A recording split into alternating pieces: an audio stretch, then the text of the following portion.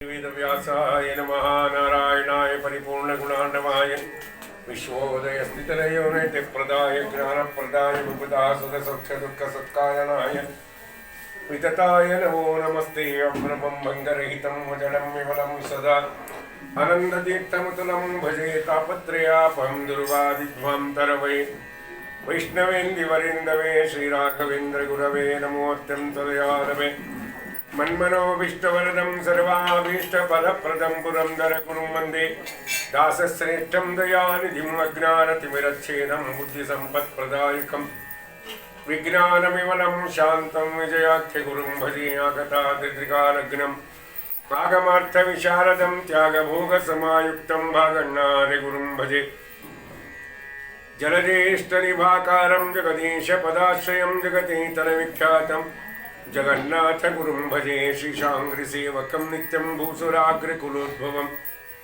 वासवादिशिलाक्षेत्रं शेषदासगुरुं भजे ब्रह्मरुद्रादिवन्द्यं त्वां भजे वेङ्कटनायकं निवारय स्वानिष्ठानि साधेष्टानि माधवः कल्याणाद्भुतगात्राय कामितार्थप्रदायिने श्रीमद्वेङ्कटनाथाय श्रीनिवासाय मङ्गलम्। ಜ್ಞಾನಿಗಳು ಪರಮಾತ್ಮನ ಚರಿತ್ರೆಯನ್ನು ತಿಳಿಸ್ತಾ ಮೂರು ಯುಗದಲ್ಲಿ ಮೂರು ಬೇರೆ ಬೇರೆ ಹೆಸರುಗಳು ಬಂತು ಅಂತ ಹೇಳಿದಾಗ ಅದರ ಇತಿಹಾಸವನ್ನು ಕೂಡ ಕೇಳಿದ್ದಾರೆ ಜನಕ ಮಹಾರಾಜರು. ಆ ಇತಿಹಾಸವನ್ನು ಕೂಡ ಜ್ಞಾನಿಗಳು ತಿಳಿಸಿದ್ದಾರೆ. ಕಲಿಯುಗದಲ್ಲಿ ವೆಂಕಟಾಚಲ ಅಂತ ಹೆಸರು ಬಂತು ಅಂತ ಹೇಳಿದ್ದಾರೆ. ಪ್ರಶ್ನೆ ಮಾಡ್ತಾರೆ ಜನಕ ಮಹಾರಾಜರು, ಯಾಕೆ ವೆಂಕಟಾಚಲ ಅಂತ ಬಂತು? ವೇಮ್ ಅಂದರೆ ಪಾಪಗಳು, ಕಟತೆ ಅಂದರೆ ನಾಶ ಮಾಡುತ್ತದೆ. ಯಾವ ಪರ್ವತದ ದರ್ಶನ ಅದರ ಸ್ಪರ್ಶ ನಮಗಾಗುತ್ತೋ ನಾವು ಮಾಡಿದ ಎಲ್ಲ ಪಾಪಗಳನ್ನು ಪರಿಹಾರ ಮಾಡೋದು. ಅದಕ್ಕೆ ಕಲಿಯುಗದಲ್ಲಿ ವೇಮ್ ಅಂದರೆ ಪಾಪಗಳು, ಅನೇಕವಾದ ಪಾಪಗಳನ್ನು ಕಲಿಯುಗದ ಜನರು ಜಾಸ್ತಿ ಪಾಪ ಮಾಡ್ತಾರೆ. ಪಾಪವೇ ಜಾಸ್ತಿ, ಪುಣ್ಯವೇ ಬಹಳ ಕಡಿಮೆ ಮಾಡೋದು. ನಾವೇನು ತಿಳ್ಕೊಂಡಿವಿ, ಬಹಳ ಪುಣ್ಯ ಮಾಡ್ತಾ ಇದ್ದೀವಿ ಅಂತ ತಿಳ್ಕೊಂಡಿವಿ. ಆದರೆ ನಮ್ಮಿಂದ ಏನಾಗ್ತಾ ಇರ್ತವೆ, ಬಹಳಷ್ಟು ಪಾಪಗಳೇ ಆಗ್ತಾ ಇರ್ತವೆ. ಕಲಿಯುಗದ ಲಕ್ಷಣ ಅದು. ಒಂದು ಪಾದ ಧರ್ಮ, ಮೂರು ಪಾದ ಅಧರ್ಮ ಇದೆ ಅಲ್ವಾ, ಪಾಪಗಳೇ ಜಾಸ್ತಿ. ಈ ಬೆಟ್ಟ ಏನು ಅಂದರೆ ಸಕಲ ಪಾಪಗಳನ್ನು ನಾಶ ಮಾಡುತ್ತದೆ. ಆದ್ದರಿಂದ ಇದಕ್ಕೆ ವೆಂಕಟಾಚಲ ಹೆಸರು ಅಂತ ಹೆಸರು ಬಂತು. ನಿಂಗೊಂದು ಇತಿಹಾಸವನ್ನು ಹೇಳ್ತೇನೆ ಕೇಳು ಅಂತ ಒಂದು ಕತೆ ಹೇಳ್ತಾ ಇದ್ದಾರೆ. ಹಿಂದೆ ಕಾಳಹಸ್ತಿ ನಗರದಲ್ಲಿ ಪುರಂದರ ಅಂತ ಒಬ್ಬ ಬ್ರಾಹ್ಮಣ ಇದ್ದ. ಬಹುಕಾಲದ ಮೇಲೆ ಅವನಿಗೆ ಗಂಡು ಮಗು ಜನಿಸಿತು. ಅವನಿಗೆ ಮಾಧವ ಅಂತ ನಾಮಕರಣವನ್ನು ಮಾಡಿದ. ಮಾಧವನಿಗೆ ಸಕಾಲದಲ್ಲಿ ಅನ್ನಪ್ರಾಶನ, ಅದಕ್ಕೆ ಜಾತಕರ್ಮ, ನಾಮಕರಣ, ಅನ್ನಪ್ರಾಶನ, ಚೌಲ, ಅಕ್ಷರಾಭ್ಯಾಸ, ಉಪನಯನವನ್ನು ಸಕಾಲಕ್ಕೆ ಮಾಡಿದ. ವೇದಾಂತ ಅಭ್ಯಾಸ ಮಾಡಿಸಿದ. ಸಕಾಲಕ್ಕೆ ಮದುವೆಯನ್ನು ಮಾಡಿದ.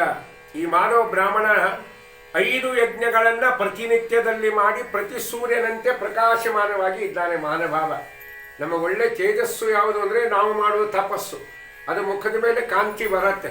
ತಪಸ್ಸು ಮಾಡ್ತಾ ಇದ್ರೆ ಮುಖಕ್ಕೆ ಕಾಂತಿ ಬೇಕು ಅಂತ ಏನೇನೋ ಬಡ್ಕೊಂಡ್ರೆ ಕಾಂತಿ ಬರಲ್ಲ. ಅವ್ರಿಗೆ ನೋಡಿದವರೆಲ್ಲ ವಾಂತಿ ಬರ್ತಾ ಇದೆ. ಅದು ನಿಗೆಲ್ಲ ಬಡ್ಕೊತಾರೆ, ಏನೇನೋ ಬಡ್ಕೊಂಡಿರ್ತಾರೆ. ಅರಿಶಿನ ಪುಡಿ, ಕೆನಿ, ಲಿಂಬೆಹಣ್ಣು ಕಲೆಸಿ ಕೂತು ಹಚ್ಕೊಂಡು ಆ ಮಳಿಗೆ ಮೇಲೆ ಕೂಡೋಕಂತ ಒಂದು ತಾಸು ಕೂತಂಗೆ ಕೂತಿರ್ತಾರೆ. ಹೌದೇನಲ್ಲ, ಕಾಂತಿ ಬರಲ್ಲ ರೀ, ವಾಂತಿ ಬರತ್ತೆ. ನಿಜವಾಗಿ ನಿಂಗೆ ಕಾಂತಿ ಬೇಕಾದರೆ ಸತ್ಕರ್ಮಗಳನ್ನು ಮಾಡು. ನಿನ್ನ ತಪಸ್ಸು ಒಳಗೆ ಎಷ್ಟು ಅಭಿವೃದ್ಧಿ ಆಗುತ್ತೆ ಅಷ್ಟು ಮುಖದ ಮೇಲೆ ಕಾಂತಿ ಸೂಸುತ್ತೆ ಅಷ್ಟೇ.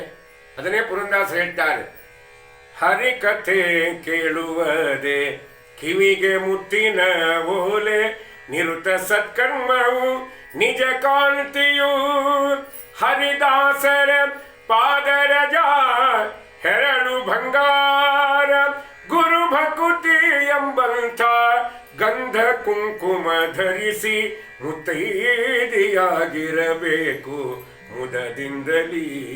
10,100 ನಾಮದೊಡೆಯ ಹರಿನಾಮಪತಿ ಎಂದು.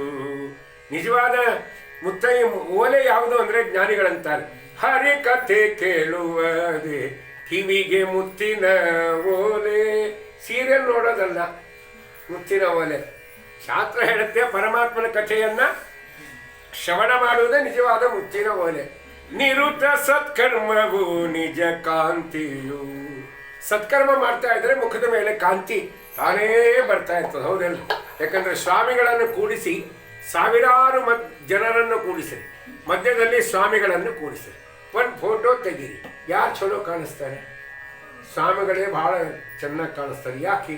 ಅವ್ರೇನು ಲವ್ಲನ್ ಫಿಡಿ ಮಾಡ್ಕೋತಾರ, ಇಕ್ವಿಟರ್ಮಿಕ್ಸ್ ಹಚ್ಕೋತಾರ, ಮನೆಗೇನು ಬೂದಿ ಲಿಂಬೆಹಣ್ಣು ಕಡ್ಲಿಟ್ಟು ಹಚ್ಕೋತಾರ? ಏನೂ ಇಲ್ಲ.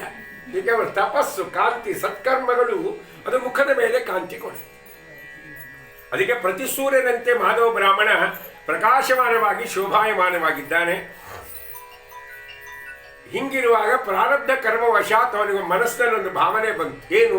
ಹಗಲು ಸ್ತ್ರೀ ಸಂಘ ಮಾಡಬೇಕು ಅಂತ ಅಪೇಕ್ಷೆ ಆಯಿತು. ಹೆಂಡತಿ ಚಂದ್ರಲೇಖೆ ಮಹಾನುಭಾವಳು ಅವಳಿಗೆ ಕರೆದು ಹೇಳ್ತಾನೆ, ನಾನು ನಿನ್ನ ಸಂಘ ಮಾಡಬೇಕು ಅಂತ ಹೇಳಿದ. ಚಂದ್ರಲೇಖೆ ಹೇಳ್ತಾಳೆ, ಸ್ವಾಮಿ ನಿಮ್ಗೆ ಯಾಕಿಂತ ದುಷ್ಟ ಬುದ್ಧಿ ಬಂತು? ನಮ್ಮನೆ ನೋಡ್ರಿ ದೇವಸ್ಥಾನದಂಗಿದೆ, ಹೌದಾ?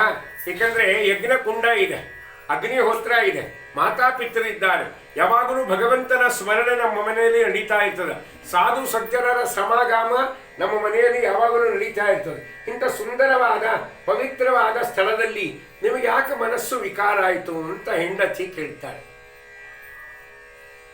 ಅದಕ್ಕೆ ಮಾಧವ ಬ್ರಾಹ್ಮಣ ಹೇಳಿದ, ಎಲ್ಲ ಉಪನ್ಯಾಸ ಮಾಡಬೇಡ ಅಂದವ. ನಾವು ಆ ಚಲೋ ಉಪನ್ಯಾಸ ಮಾಡ್ತೀನಿ ಅಂತ. ನೀನು ಹಂಗೆ ಉಪನ್ಯಾಸ ಮಾಡಬೇಡ, ನನ್ನ ಮಾತು ಕೇಳುವುದೇ ನಿನ್ನ ಧರ್ಮ. ಸ್ತ್ರೀಯರ ಧರ್ಮ ಏನು? ಪತಿ ಹೆಂಗೆ ಹೇಳ್ತಾನೆ ಹಂಗೆ ಕೇಳೋದೇ ಅವ್ರ ಧರ್ಮ, ಹೌದಿಲ್ಲ? ಪತಿ ಒಂದು ಕಡೆ, ಇದು ಸತಿ ಒಂದು ಕಡೆ ಆದರೆ ಹಿತಾಪತಿ ಆಗ್ಬಿಡ್ತಾನೆ. ಅದಕ್ಕೆ ಅದು ಆಗಬಾರ್ದು. ನೀನು ನನ್ನ ಮಾತು ಕೇಳೋದೇ ಧರ್ಮ ಅಂದ. ಅವಾಗ ಹೇಳ್ತಾಳೆ ಚಂದ್ರಲೇಖೆ, ಹಗಲಿನಲ್ಲಿ ಈ ಸತಿಪತಿಯರ ಸಂಘ, ಸ್ತ್ರೀ ಸಂಘ ಒಪ್ಪಿಲ್ಲ ಶಾಸ್ತ್ರ. ಹಗಲು ಅಂತ ಅದು ನಿಷಿದ್ಧವಾದ ಕಾಲ. ಅದು ನಿಮಗೆಲ್ಲ ತಿಳಿದವ್ರು ಹಿಂಗ್ಯಾಕೆ ಮಾಡ್ತೀರಿ? ಮಾಧವ ಬ್ರಾಹ್ಮಣ ಒಂದೇ ಹೇಳ್ದ, ನಂಗೆ ಹೇಳಿದ್ನಲ್ಲ, ನನ್ನ ಮಾತು ನಡೆಸೋ ನಿನ್ನ ಧರ್ಮ ಅಂದ. ಅದಕ್ಕೆ ಹೇಳ್ತಾಳೆ ಚಂದ್ರಲೇಖೆ, ಇಂಥ ಪಾಪ ಕಾರ್ಯ ಮನೆಯಲ್ಲಿ ಆಗುವುದು ಬೇಡ. ಇದು ಪವಿತ್ರವಾದ ಸ್ಥಳ, ಇದು ದೇವಸ್ಥಾನದಂತೆ ಇದೆ. ಅದಕ್ಕೆ ನಿಮ್ಮ ಆಸೆ ಪೂರೈಸಬೇಕು ಅಂದರೆ ನೀವು ಹೊಳೆ ಕಡೆಗೆ ಹೋಗ್ರಿ, ಸಮಿತ್ತು ಹೂ ತರ್ತೀನಿ ಅಂತ ಹೋಗ್ರಿ, ನಾನು ನೀರಿಗಾಗಿ ಬರ್ತೇನೆ, ನಿಮ್ಮ ಆಸೆಯೇ ಪೂರೈಸ್ತೇನೆ ಎಲ್ಲೋ ಪಾಪ ಮಾನವ. ಆಯಿತು, ಬ್ರಾಹ್ಮಣ ಹೊಟ್ಟು ಬಿಟ್ಟ, ಮನೆ ಬಿಟ್ಟು ಹೊರಟ. ಆ ನದಿಯ ಹೊಳೆ ಹತ್ರ ಬಂದ ನೋಡ್ತಾನೆ, ಅನೇಕವಾದ ವೃಕ್ಷಗಳು. ಒಂದು ವೃಕ್ಷದ ಕಡೆಗೆ ಅವಳು ಸುಂದರವಾದ ತರುಣಿ ನಿಂತಿದ್ದಾಳೆ. ಅವಳನ್ನೇ ನೋಡಿದ, ಮಹಾ ಸುಂದರಿಯವಳು. ಅವಳನ್ನು ನೋಡ್ತಾ ನಿಂತ್ಬಿಟ್ಟ ಮಾಧವ ಬ್ರಾಹ್ಮಣ. ಹೆಂಡತಿ ಬಂದು, ಪಾಪ ಸ್ವಾಮಿ ನಾನು ಬಂದಿದ್ದೇನೆ ಅಂದರು. ಅವ ಹೇಳಿದ, ಹೆಂಡತಿ ಇರೋರಿಗೆ ಬೇರೆ ಹುಡುಗಿನ ಮಾತಾಡ್ಸಂಗಿಲ್ಲ, ಹೌದಿಲ್ಲ? ಮಾತಾಡ್ಲಿಕ್ಕೆ ಬಿಡ್ತಾರೆ? ಈಗ ಆದಾಯಗಳಿಗೆಲ್ಲೋ ಬೆಟ್ಟಾಗಿರ್ತಾರೆ, ಯಾರೋ ಬೆಟ್ಟಾಗಿ ಮಾತಾಡ್ತಿರ್ತಾರೆ. ಹೆಂಡತಿ ಜೊತೆಗಿದ್ರೆ ಏನು ಮಾಡ್ತಾರೆ? ನೋಡ್ತಾರೆ 5 ನಿಮಿಷ 10 ನಿಮಿಷ, ಆಮೇಲೆ ಆಯ್ತೇನೆ ಮಾತು. ರೋಡ್ ಇಲ್ಲ, ಮನಿ ಇಲ್ಲ, ಮಂದಿ ಜೊತೆ ಮಾತಾಡೋದು ನಡ್ರಿ ಅಂತಾರಿಲ್ಲ. ಹಾಗೆ ಚಂದ್ರಲೇಖ ಇರೋವರೆಗೆ ಮಾತಾಡೋಂಗಿಲ್ಲ ಆ ಹುಡುಗಿ ಜೊತೆಗೆ ಅಂಥೇಳಿ ಬ್ರಾಹ್ಮಣ ಏನು ಪ್ಲ್ಯಾನ್ ಮಾಡಿದ, ಚಂದ್ರಲೇಖೆ ಹೇಳ್ತಾನೆ, ಹೆಂಡತಿಗೆ ಹೇಳ್ದ, ನಿನ್ನ ಪತಿ ಭಕ್ತಿ ಪರೀಕ್ಷೆ ಮಾಡ್ಲಿಕ್ಕೆ ಕರೆದಿದ್ದೆ, ಫಸ್ಟ್ ರ್ಯಾಂಕ್ನಲ್ಲಿ ಪಾಸ್ ಆಗಿ ಮನೆಗೆ ಹೋಗಂತ. ಅವಳು ನೀರು ತುಂಬಿಕೊಂಡು ಮನೆಗೆ ಹೋಗ್ತಾ ಒಂದು ಪ್ರಾರ್ಥನೆ ಮಾಡ್ತಾಳೆ ದೇವರಿಗೆ, ಸ್ವಾಮಿ ಜನ್ಮ ಜನ್ಮಕ್ಕೂ ಇವರನ್ನೇ ಪತಿಯಾಗಿ ಕೊಡಪ್ಪ. ಈಗ ಎಷ್ಟು ಧರ್ಮ ಪಾಲನೆ ಮಾಡ್ತಾರೆ ಅದನ್ನು. ಈಗ ನಾವು ಅಂತೀವ, ಇದೊಂದೇ ಜನ್ಮ ಸಾಕು ನಿಮಗೆ ಕಟ್ಕೊಂಡು ಕಾಳಪ್ಪ ಅಂತಾರೆ. ಕೈ ಜೋಡಿಸಿ ಬಿಡ್ತಾರೆ. ಆಗೋ ತನಕ ಒಂದು, ಆದಮೇಲೆ ಒಂದು ಪದೀತಿ.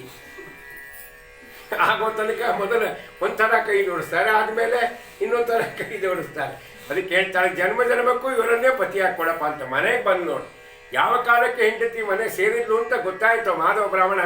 ಆ ಸುಂದರವಾದ ಸ್ತ್ರೀ ಇದ್ನಲ್ಲ, ಅವಳ ಹತ್ರ ಹೋದ. ನಿನ್ನ ಹೆಸರೇನು? ಯಾವ ದೇಶದವಳು? ನಿಮ್ಮ ಅಪ್ಪ ಯಾರು? ನಿಮ್ಮಮ್ಮ ಯಾರು?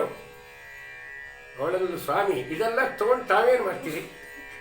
ಏನು ಮಾಡ್ತೀರಿ? ನನ್ನ ಬಗ್ಗೆ ವಿಚಾರ ಮಾಡಿ ತಮಗೇನೂ ಪ್ರಯೋಜನ ಇಲ್ಲ. ಇಲ್ಲಿಲ್ಲ, ನೀ ಯಾವ ದೇಶದವಳು ಹೇಳು ಅಂದ. ಅವಾಗ ಹೇಳ್ತೀನಿ, ನಾನು ದ್ರವಿಡ ದೇಶದವಳು. ನಮ್ಮ ಅಪ್ಪ ಯಾರು ಅಂತ ನಂಗೆ ಪರಿಚಯ ಇಲ್ಲ, ನಮ್ಮ ತಾಯಿ ಮಾತ್ರ ಪರಿಚಯ. ತಾಯಿ ಸ್ವಲ್ಪ ಸಮಯದ ಹಿಂದೆ, ದಿನಗಳ ಹಿಂದೆ ತಾಯಿ ಕಾಲವಶರಾಗಿದ್ದಾರೆ. ನಾನು ಅಂತ್ಯಜಾತಿಯಲ್ಲಿ ಜನಿಸಿದ್ದೇನೆ. ನನ್ನ ಹೆಸರು ಕುಂತಳೆ ಅಂತ ಕರೀತಾರೆ, ಗೊತ್ತಾಯ್ತಾ? ಇನ್ನೇನು ಬೇಕು ಅಂದ. ಆವಾಗ ಮಾಧವ ಬ್ರಾಹ್ಮಣ ಹೇಳ್ದ, ನಿನ್ನಲ್ಲಿ ನನ್ನ ಮನಸ್ಸು ಅನುರಾಗ ಹೊಂದಿದೆ, ನೀನು ನನ್ನವಳಾಗು ಅಂತ. ಅದಕ್ಕೆ ಕುಂತಳೆ ಹೇಳ್ತಾಳೆ, ಸ್ವಾಮಿ ನಿಮಗೆ ನನ್ನ ಸಂಘ ನಿಮಗೆ ಒಳ್ಳೆಯದಲ್ಲ ಅಂದರು. ಉತ್ತಮರು ಯಾವಾಗಲೂ ನೀಚರ ಸಂಘವನ್ನು ಮಾಡಬಾರ್ದು, ಶಾಸ್ತ್ರ ನಿಷಿದ್ಧ ಇದೆ. ನನ್ನ ಸಂಘ ನಿಮಗೆ ಒಳ್ಳೆಯದಲ್ಲ ಅಂದರು. ನಿಮ್ಮ ಸಂಘ ನಂಗೆ ಒಳ್ಳೆಯದಲ್ಲ ಅಂತ ಹೇಳಿಲಿಕ್ಕೆ ಎಷ್ಟು ಧರ್ಮದ ಮಾತುಗಳನ್ನು ಆಡ್ತಾರೆ ಶಾಸ್ತ್ರಕಾರ. ನನ್ನ ಸಂಘ ನಿಮಗೆ ಒಳ್ಳೇದಲ್ಲ ಸ್ವಾಮಿ. ಮಾಧವ ಬ್ರಾಹ್ಮಣಂದ ಜಾತಿಯಲ್ಲಿ ಎರಡೇ ಪ್ರಕಾರ ಅಂದ, ಒಂದು ಹೆಣ್ಣು ಜಾತಿ, ಒಂದು ಗಂಡು ಜಾತಿ ಅಂತ. ಬ್ರಹ್ಮದೇವರಿಗೆ ಬುದ್ಧಿ ಇಲ್ಲ ಅಂತ ಮಾಧವ ಬ್ರಾಹ್ಮಣ. ನಾವು ಸಿಟ್ಟಿಗೆ ಬಂದಾಗ ಯಾರಿಗೂ ಬೈತೀವಿ ಮೊದಲು? ದೇವರನ್ನೇ ಬೈತೀವಿ. ಯಾಕೆ ಪಾಪ ಏನು ಮಾತಾಡೋಣ ನಾವು. ಕೆಲವತ್ತು ಅವ್ರ ಜೊತೆ ಬೇಡಪ್ಪ, ಅವ್ರ ಬಾಯಿನ ಅದು ಬೊಂಬೈರಿ, ಅದು ಅವ್ರ ಜೊತೆ ಮಾತಾಡೋಕೆ ಆಟ ಬಿಟ್ಬಿಡ್ತಾರೆ. ದೇವ್ರು ಹಂಗಿಲ್ಲ, ಸುಮ್ಮನೆ ಕೂತಿರ್ತಾನಲ್ಲ ಸ್ವಾಮಿ, ಮೊದಲು ನಾವು ಅವನಿಗೆ ಅಟ್ಯಾಕ್ ಮಾಡೋದು.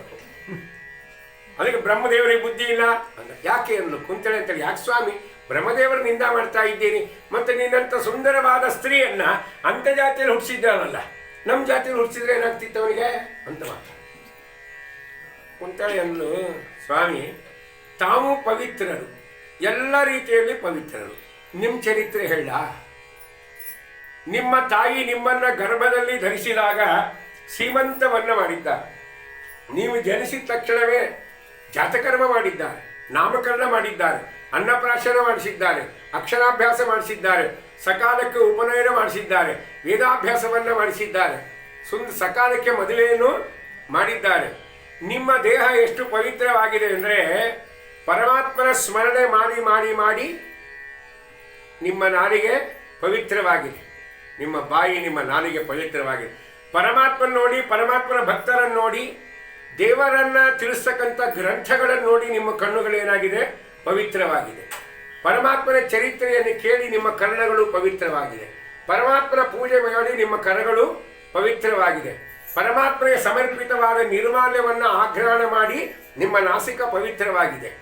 ಅಷ್ಟೇ ಅಲ್ಲ, ಪರಮಾತ್ಮನಿಗೆ ಸಮರ್ಪಣೆ ಮಾಡಿದ ನೈವೇದ್ಯವನ್ನು ತಿಂದು ನಿಮ್ಮ ಜಠರ ಪವಿತ್ರವಾಗಿದೆ. ಮತ್ತಷ್ಟೇ ಅಲ್ಲ ಸ್ವಾಮಿ, ತೀರ್ಥಯಾತ್ರೆ ಮಾಡಿ ನಿಮ್ಮ ಕಾಲುಗಳು ಪವಿತ್ರವಾಗಿದೆ. ಈ ರೀತಿಯಾಗಿ ತಾವೆಲ್ಲ ರೀತಿಯಿಂದಲೇ ಪವಿತ್ರರು. ನನ್ನ ಚರಿತ್ರೆ ಹೇಳ, ಜಾರನ ಮನೆಗೆ ಹೋಗಿ ಕಾಲುಗಳು ಅಪವಿತ್ರವಾಗಿದೆ. ಪ್ರಾಣಿ ಹತ್ಯೆ ಮಾಡಿ ಕೈಗಳು ಅಪವಿತ್ರವಾಗಿದೆ. ಮದ್ಯ ಕುಡಿದು ಮಾಂಸ ತಿಂದು ನನ್ನ ಜಠರ ಅಪವಿತ್ರವಾಗಿದೆ. ಅಶ್ಲೀಲವಾದ ಮಾತುಗಳನ್ನು ಕೇಳಿ ಪ್ರತ್ಯುತ್ತರವಾಗಿ ಅಶ್ಲೀಲವಾದ ಮಾತುಗಳನ್ನು ಕೊಟ್ಟಿದ್ದರಿಂದ ನಾಲಿಗೆ ಅಪವಿತ್ರವಾಗಿದೆ. ಜಾರನ ಮಾತು ಕೇಳಿ ಕಿವಿಗಳು ಅಪವಿತ್ರವಾಗಿದೆ. ಜಾರನನ್ನೇ ನೋಡಿ ನೋಡಿ ಕಣ್ಣುಗಳು ಅಪವಿತ್ರವಾಗಿದೆ. ಆ ಮದ್ಯ ಮಾಂಸದ ವಾಸನೆ ತಗೊಂಡು ನನ್ನ ನಾಸಿಕ ಅಪವಿತ್ರವಾಗಿದೆ. ಎಲ್ಲ ರೀತಿಯಲ್ಲಿ ನಾನು ಅಪವಿತ್ರಳು, ತಾವು ಪವಿತ್ರರು, ನನ್ನ ಸಂಘ ನಿಮಗೆ ಒಳ್ಳೆಯದಲ್ಲ ಅಂತ ಹೇಳಿ ಮಾನವ ಬ್ರಾಹ್ಮಣಂದ ಏನಾದರಾಗಲಿ ನಾನಿನ್ನ ಬಿಡಲಾರೆ ಅಂತ ಬೆನ್ನತ್ತಿದ್ದ. ಯಾರಿಗೆ? ಆ ಸ್ತ್ರೀ ಬೆನ್ನತ್ತಿದ್ದಾನೆ. ಅವಳು ಪ್ರಾರ್ಥನೆ ಮಾಡ್ತಾಳೇನೋ, ದೇವತೆಗಳರ, ವೃಕ್ಷಗಳಿರ, ಅಷ್ಟದಿಕ್ಪಾಲಕರ ಈ ಬ್ರಾಹ್ಮಣನನ್ನ ಪಾಪ ಕಾರ್ಯದಿಂದ ರಕ್ಷಣೆ ಮಾಡಿ ಯಾರು ಮಾಡಲಿ. ಯಾಕೆ?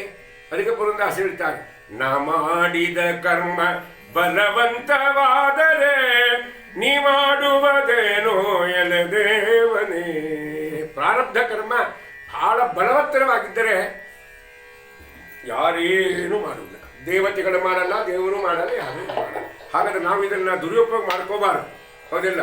ಪಾನಿಪುರಿ ತಿಂದ್ಬಿಟ್ಟು ನಾ ಮಾಡಿದ ಕರ್ಮ ಬಲ ಒದಿತಾರೆ ಮೇಲೆ ಯಮಲೋಕದಲ್ಲಿ ಜಾಡಿಸಿ ಬಿಡ್ತಾರೆ. ಅದು ಕತೆ ಕೇಳಿ ಕೆಲವು ಭಾಳ ಚಲೋ ತಿಳ್ಕೊಂಡ್ಬಿಟ್ಟಿರ್ತಾರ, ಭಾಳ ಆರಾಮಾಗ್ತದೆ. ನಾವೇನು ಬೇಕಾದ್ರೂ ಮಾಡ್ಬೋದಲ್ವ? ಹಂಗಲ್ಲ, ಬಲವತ್ತರವಾದ ಪ್ರಾರಬ್ಧ ಇದ್ರೆ ಯಾರೂ ರಕ್ಷಣೆ ಮಾಡೋದಿಲ್ಲ. ಆ ಬ್ರಾಹ್ಮಣ ಅವಳನ್ನು ಹಿಡಿದು ಬಲಾತ್ಕಾರ ಮಾಡಿದ. ತಕ್ಷಣ ಹೇಳ್ತಾಳೆ ಕುಂತಾಳೆ, ಇವತ್ತಿನಿಂದ ನೀನು ನನ್ನ ಪತಿಯಾದಿ, ಆದ್ದರಿಂದ ನೀನೊಂದು ಕೆಲಸ ಮಾಡಿ, ನಾನು ಹೇಳ್ದಂಗೆ ಕೇಳಬೇಕು, ನೀನು ಮಾತಾಡೋಂಗಿಲ್ಲ. ಆಯಿತು ಅಂದ ಬ್ರಾಹ್ಮಣ, ನೀನು ಹೇಳ್ದಂಗೆ ಕೇಳೋದು ಅಂತ. ಶಿಕೆ ತೆಗಿ ಅಂತ ತೆಗೆದ. ಸೂತ್ರ ತೆಗಿ, ಯಜ್ಞೋಪವೀತ ತೆಗಿ, ತೆಗೆದುಬಿಟ್ಟ. ಮದ್ಯವನ್ನು ಕುಡಿ ಅಂದು ಘಟ ಘಟ ಪಾನಕ ಕುಡ್ದಂಗೆ ಕುಡ್ದ. ಮಾಂಸ ತಿಂದ. ಅವಳ ರೂಪಕ್ಕೆ ಮಾರು ಹೋಗಿ 12 ವರ್ಷಗಳ ಕಾಲ ಅವಳ ಸಂಘದಲ್ಲಿದ್ದ ಅಂತ ಭವಿಷ್ಯೋತ್ತರ ಪುರಾಣ ತಿಳಿಸ್ಕೊಡ್ತಾರೆ. ಮುಂದೆ ಅವಳು ಕಾಲವಶಳಾದಳು, ಸತ್ತೋದವಳು ಕುಂತಾಳೆ. ಸತ್ತ ಮೇಲೆ ಅಂದ, ಯಾರಿಗಾಗಿ ಬಂದೆ, ಅವರೇ ಬಿಟ್ಟು ಹೋದ್ರಲ್ಲ, ನನ್ನ ಗತಿ ಏನು ಹೊಂದ. ಹುಚ್ಚರಂತೆ ಅಲ್ಲಿ ತಿರುಗಾಡ್ಲಿಕ್ಕೆ ಶುರು ಮಾಡಿದ. ತಿರುಗಾಡ್ಲಿಕ್ಕೆ ಶುರು ಮಾಡಿದ ಮೇಲೆ ಉತ್ತರ ದೇಶದ ರಾಜರು ವರಹ ಪರ್ವತ ಕುರಿತು ಯಾತ್ರೆಗೆ ಹೊರಟಿದ್ರು. ಅವ್ರ ಜೊತೆಗೆ ಇವನು ಸೇರ್ಕೊಂಡು ಏನು ಮಾಡ್ದ, ತಾನು ಯಾತ್ರೆಗೆ ಅವ್ರ ಜೊತೆ ಹೊರಟ. ಇವನೊಬ್ಬನೇ ಪಾಪ, ಇವನಿಗೆ ಯಾರು ಜೊತೆ ಹೆಲ್ಪ್ ಮಾಡೋರು ಅದು ಅಂತ ಯಾರಿಲ್ಲೇ ಇಲ್ಲ. ಅವರೆಲ್ಲ ಏನು ಮಾಡಿದರು, ಕಪಿಲ ತೀರ್ಥಕ್ಕೆ ಬಂದಿದ್ದಾರೆ. ಎಲ್ಲರೂ ಸ್ನಾನ ಮಾಡಿದರು. ಬ್ರಾಹ್ಮಣರು ಸ್ನಾನ ಮಾಡಿದವ, ಮಾಧವ ಬ್ರಾಹ್ಮಣ. ತಕ್ಷಣ ಅವರೆಲ್ಲರೂ ಏನು ಮಾಡ್ತಾರೆ, ಪಿತೃಯಜ್ಞವನ್ನು ಮಾಡ್ತಾರೆ. ಪಿತೃಯಜ್ಞವನ್ನು ಮಾಡಿದರೆ ಈ ಬ್ರಾಹ್ಮಣನು ಏನು ಮಾಡಿದ, ತಾನು ಪಿತೃಯಜ್ಞ ಮಾಡಬೇಕಲ್ಲ ಅನ್ಕೊಂಡ, ನಾ ಬ್ರಾಹ್ಮಣನಾಗಿದ್ದೆ, ಏನೋ ಒಂದು ಅಲ್ಪ ಸುಖಕ್ಕಾಗಿ ಎಂಥ ಕೆಲಸ ಆಗೋಯ್ತಲ್ಲ ಅಂತ ಮತ್ತೆ ಪಶ್ಚಾತ್ತಾಪಪಟ್ಟು ಯಜ್ಞೋಪವೀತಾದಿಗಳನ್ನು ಧಾರಣೆ ಮಾಡಿಕೊಂಡು ಮಹಾನುಭಾವ ಪಿತೃಕಾರ್ಯವನ್ನು ಮಾಡಿದ. ಇವನಿಗೆ ಯಾರು ಅನ್ನದಿಂದ ಪಿಂಡ ಮಾಡಿಕೊಡೋರಿಲ್ರಿ, ಮರಳಿನಿಂದ ಪಿಂಡ ಮಾಡಿದ್ನಂತೆ. ಮರಳಿನಿಂದ ಪಿಂಡ ಮಾಡಿ ಆ ಕಪಿಲ ತೀರ್ಥದಲ್ಲಿ ಪಿತೃಕಾರ್ಯವನ್ನು ಮಾಡಿದರೆ ಅಷ್ಟಕ್ಕೆ ಭಗವಂತ ಪ್ರೀತನಾದನಂತೆ.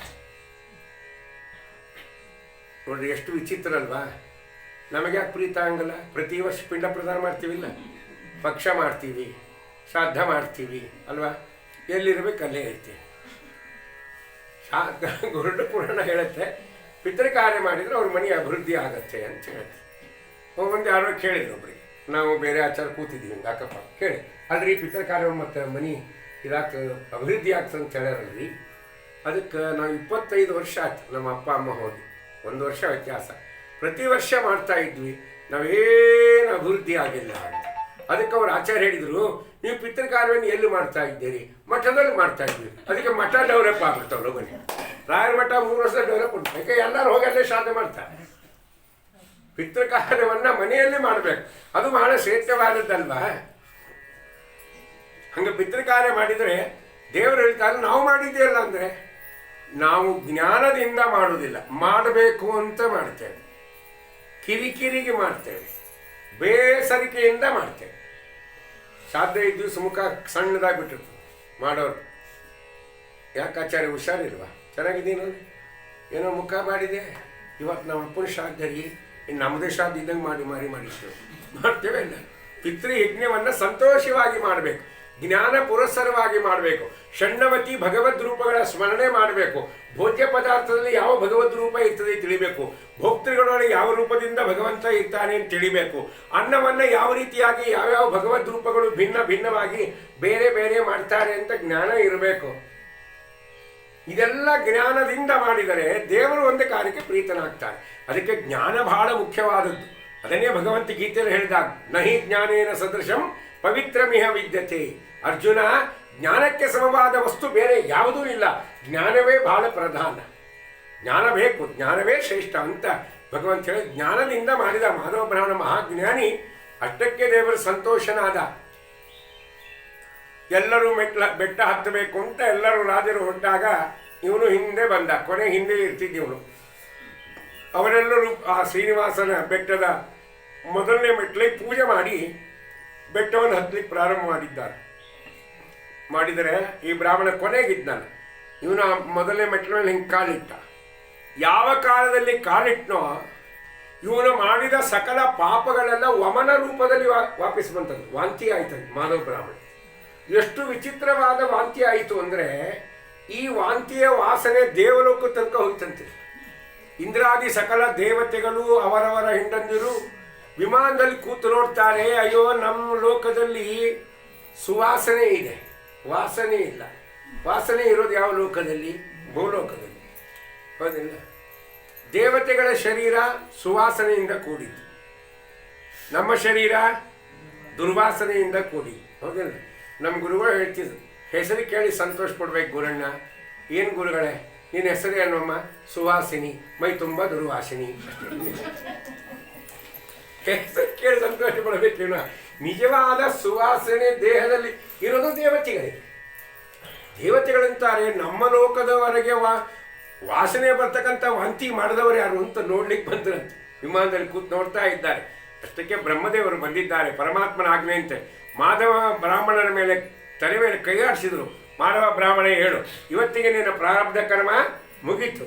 ಎಂಥ ಉತ್ತಮವಾದ ನಿನಗೆ ಅವಕಾಶ ಇದೆ ಗೊತ್ತಾ? ಬೆಟ್ಟವನ್ನು ಹತ್ತು, ಪುಷ್ಕರಣಿ ಸ್ನಾನ ಮಾಡು, ವರಹದೇವರ ದರ್ಶನ ಮಾಡು. ಸ್ವಲ್ಪ ಸಮಯ ಆದ ಮೇಲೆ ನಿನ್ನ ದೇಹವನ್ನು ಇಲ್ಲೇ ಬಿಡು. ನಿನಗೆಂಥ ಪುಣ್ಯ ಇದೆ ಅಂದರೆ, ಮುಂದೆ ಇದೇ ನಾರಾಯಣಪುರಕ್ಕೆ ನೀನು ಆಕಾಶರಾಜ ನಾಮಕನಾಗಿ ಹುಡ್ತಾ ಇದ್ದಿ. ಸಾಕ್ಷಾತ್ ಜಗಜ್ಜನನಿಯಾಗಿರ್ತಕ್ಕಂಥ ಲಕ್ಷ್ಮೀದೇವಿನೇ ನಿನ್ನ ಮಗಳಾಗ್ತಾಳೆ. ಜಗಜ್ಜನಕನಾದ ಭಗವಂತನಿಗೆ ಕೊಟ್ಟು ಮದುವೆಯನ್ನು ಮಾಡಿ ಉತ್ತಮ ಲೋಕಕ್ಕೆ ಬಾ ಅಂತ ಬ್ರಹ್ಮದೇವರು ತಿಳಿಸಿದ್ದಾರೆ. ಮಾಧವ ಬ್ರಾಹ್ಮಣ ಬೆಟ್ಟವನ್ನು ಹತ್ತಿದ, ಆ ಪುಷ್ಕರಣಿ ಸ್ನಾನ ಮಾಡಿದ, ವರಹ ದೇವರ ದರ್ಶನವನ್ನು ಮಾಡಿದ. ಮುಂದೆ ಕೆಲವು ಕಾಲ ಆದ ಮೇಲೆ ದೇಹವನ್ನು ಬಿಟ್ಟ. ಅದಕ್ಕೆ ಇದಕ್ಕೇನು ಹೆಸರು ಬಂತು? ವೆಂಕಟಾಚಲ. ಸಕಲ ಪಾಪವನ್ನು ನಾಶ ಮಾಡ್ತದೆ ಅಂತ ಹೇಳಿದ್ದಾರೆ. ಅಲ್ಲಿ ಹೋದಾಗ ಪಶ್ಚಾತ್ತಾಪ ಇರಬೇಕು. ಈ ಮಾಧವ ಬ್ರಾಹ್ಮಣ ಬೆಟ್ಟ ಹತ್ತುವಾಗ ಹೇಳ್ತಿದ್ನಂತೆ. ಏನು ಹೇಳಿದ? ಎಷ್ಟು ದಿನ ಕಷ್ಟ ಪಡುವುದು ಯಶೋದೆ ಕಂದ ದೃಷ್ಟಿಯಿಂದ ನೋಡಲಾಗದೆ, ಮುಟ್ಟಿ ನಿನ್ನ ಭಜಿಸಲಾರಿ ಕೆಟ್ಟ ನರ ಜನ್ಮದೋಳು ದುಷ್ಟ ಕಾರ್ಯ ಮಾಡಿದಾಗೂ ಇಷ್ಟರಾಗಿ ಕೈಯ ಪಿಡಿದು ಶ್ರೀನಿವಾಸ ನೀನೇ ಪಾಲಿಸೋ ಶಿತಜನ ಪಾಲ ಗಾನಲೋಲ ಶ್ರೀ ಮುಕುಂದನೇ. ಅನುದಿನ ಅನೇಕ ರೋಗಗಳ ಅನುಭವಿಸುವೆನು ಘನ ಮಹಿಮಾ ನೀನೇ ಬಲ್ಯಲ. ತನುವಿನಲ್ಲಿ ಬಲವಿಲ್ಲ ನೆನದ ಮಾತ್ರ ಸಲಹುವ ಹನುಮಧೀಶ ಪುರಂದರ ವಿಠಲ ನೀನೊಲಿದು ಬೇಗ ಶ್ರೀನಿವಾಸ ನೀನೇ ಪಾಲಿಸೋ ಶಿತಜನ ಪಾಲ ಗಾನಲೋಲ ಶ್ರೀ ಮುಕುಂದನೇ. ಅದಕ್ಕೆ ವೆಂಕಟಾಚಲ ಅಂತ ಹೆಸರು ಬಂತಪ್ಪ ಅಂತ ಹೇಳಿದ್ದಾರೆ. ಬಹಳ ಸಂತೋಷ ಆಯಿತು ಅಂದ ಜನಕ ಮಹಾರಾಜ ಇತಿಹಾಸವನ್ನು ಕೇಳಿ. ಅದಕ್ಕೆ ಮತ್ತೆ ಅದೇ ಅಧ್ಯಾಯದಲ್ಲಿ ಹೇಳ್ತಾರೆ, ಪ್ರತಿನಿತ್ಯ ಬೆಳಗಿನ ಜಾವ ಯಾರು ಈ 4 ಬೆಟ್ಟಗಳ ಇತಿಹಾಸವನ್ನು ಕೇಳ್ತಾರೋ ಅವರ ಸಕಲ ದುಃಖಗಳು ನಾಶವಾಗಿ ಇಷ್ಟಾರ್ಥ ಸಿದ್ಧಿ ಆಗುತ್ತೆ ಅಂತ ಹೇಳಿದ್ದಾರೆ. ನಮಗೆ ಅನಿಸುತ್ತೆ ಅಂದರೆ ಕರೆಕ್ಟು. ಬೆಳಗಿನ ಜಾವ ಕೇಳಲಿಕ್ಕೆ ಯಾರಿಗೆ ಪುರುಸತ್ತಿರ್ತವೆ? ಈ ಹೇಳೋ ಆಚಾರ್ಯರೋ ಖಾಲಿ ಕೂತಿರ್ತಾವೆ, ಬಂದು ಹೇಳ್ತವೆ. ಕೇಳೋರಿಗೆ ಪುರುಸತ್ತಿರ್ಬೇಕಲ್ಲ. ಹೌದೇನ? ಮುಂಜಾನೆ ಟಿಫನ್ ಮಾಡು, ಯಜಮಾನ್ರಿಗೆ ಕಳಿಸು, ಮಕ್ಕಳಿಗೆ ಕಳಿಸು, ಅವ್ರಿಗೆ ಕಳಿಸು, ಇವ್ರಿಗೆ ಟಿಫನ್ ತಿನ್ನು, ಅನ್ನೋದ್ರೆ 11 ಗಂಟೆ ಆಗುತ್ತೆ. ಹೆಂಗೆ ಕೇಳಲಿಕ್ಕಾಗತ್ತೆ ಅಂದರೆ ಅದೇ ಶ್ರೀನಿವಾಸ ಕಲ್ಯಾಣ ಹೇಳುತ್ತೆ, ಬೆಳಗಿನ ಜಾವ 4 ಇತಿಹಾಸವನ್ನು ಕೇಳೋದು ಬೇಡ. 4 ಬೆಟ್ಟಗಳದ್ದು 4 ಬೆಟ್ಟಗಳ ಸ್ಮರಣೆಯನ್ನಾದರೂ ಮಾಡು. ದೇವರ ಹತ್ರ ನಿಂತು ಬೆಳಗಿನ ಜಾವ ಎದ್ದು ಮುಖ ಎಲ್ಲ ತೊಳೆದು ಶುದ್ಧನಾಗಿ ಬಂದು ದೇವರ ಹತ್ರ ನಿಂತು ಹೇಳು, ವೃಷಭಾಚಲ, ಅಂಜನಾಚಲ, ಶೇಷಾಚಲ, ವೆಂಕಟಾಚಲಿವಾಸ ಗೋವಿಂದ ಗೋವಿಂದ ಅಂತ ಒಂದು ಬಾರಿ ಹೇಳು. ನಿಮಗೆ ಸಕಲ ದುಃಖಗಳು ನಾಶವಾಗುತ್ತೆ ಅಂತ ಹೇಳಿದ್ದಾರೆ. ಜನಕ ಮಹಾರಾಜಂದ ಸ್ವಾಮಿ ಬೆಟ್ಟದ ಮಹಿಮೆನೇ ಇಷ್ಟಿರಬೇಕಾದ್ರೆ ಬೆಟ್ಟದೊಡೆಯಲಾದ ಭಗವಂತನ ಮಹಿಮೆಯನ್ನು ಸವಿಸ್ತಾರವಾಗಿ ಹೇಳ್ರಿ ಅಂತ ಪ್ರಾರ್ಥನೆ ಮಾಡ್ತಾನೆ. ಬೆಟ್ಟದ ಮಹಿಮೆ ಬೇರೆ ಅಲ್ಲ, ಭಗವಂತನ ಮಹಿಮೆ ಬೇರೆ ಅಲ್ಲ. ಯಾಕೆ? ಬೆಟ್ಟದೊಳಗೆ ಇದ್ದು ಈ ಮಹಿಮೆಯನ್ನು ವ್ಯಕ್ತಪಡಿಸುವರು ಯಾರು? ಪರಮಾತ್ಮ. ಅದಕ್ಕೆ ಬೆಟ್ಟದ ಮಹಿಮೆಯಲ್ಲಿ ಜಡಕ್ಕೆ ಇಷ್ಟು ವಸ್ತು ಅಲ್ಲ, ಇಷ್ಟು ಬೇರೆ ಅಲ್ಲ. ಜಡದಲ್ಲಿ ದೇವರಿದ್ದು ಆ ವಸ್ತುವಿನ ಇಟ್ಕೊಂಡ ಶಕ್ತಿಯನ್ನು ಭಗವಂತ ಅಭಿವೃದ್ಧಿಗೊಳಿಸ್ತಾನೆ. ವಿಸ್ತಾರವಾಗಿ ಹೇಳ್ರಿ ಅಂತ ಪ್ರಾರ್ಥನೆಯನ್ನು ಮಾಡಿದರೆ ಹೇಳ್ತಾರೆ ಮಹಾನುಭಾವರು. ಶತಾನಂದರಂದರು ಅವಶ್ಯವಾಗಿ ಹೇಳ್ತೀನಿ ಕೇಳಪ್ಪ. ಹಿಂದಕ್ಕೆ ಗಂಗಾ ನದಿಯ ತೀರದಲ್ಲಿ ಸಾವಿರಾರು ಋಷಿಗಳು ಸೇರಿ ಒಂದು ಜ್ಞಾನಸತ್ರವನ್ನು ಮಾಡ್ತಾ ಇದ್ರಂತೆ. ದೊಡ್ಡ ಜ್ಞಾನಸತ್ರ. ಜ್ಞಾನಸತ್ರ ಅಂದರೆ ಏನು ಅಂತ ಪ್ರಶ್ನೆ.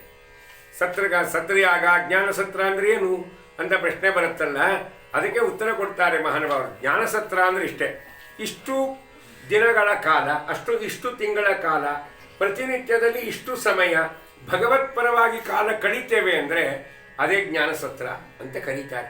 ಹಾಗೆ ಸಾವಿರಾರು ವರ್ಷಗಳವರೆಗೆ ಜ್ಞಾನಸತ್ರವನ್ನು ಅಖಂಡವಾಗಿ ಗಂಗಾ ತೀರದಲ್ಲಿ ಮಾಡ್ತಾ ಇದ್ದಾರೆ. ಕಶ್ಯಪ ಋಷಿಗಳು ಮೊದಲಾದವರೆಲ್ಲ ಸೇರಿದ್ದಾರೆ. ಆ ಕಶ್ಯಪ ಋಷಿಗಳ ನೇತೃತ್ವದಲ್ಲಿ ಕಾರ್ಯಕ್ರಮ ನಡೀತಾ ಇದೆ.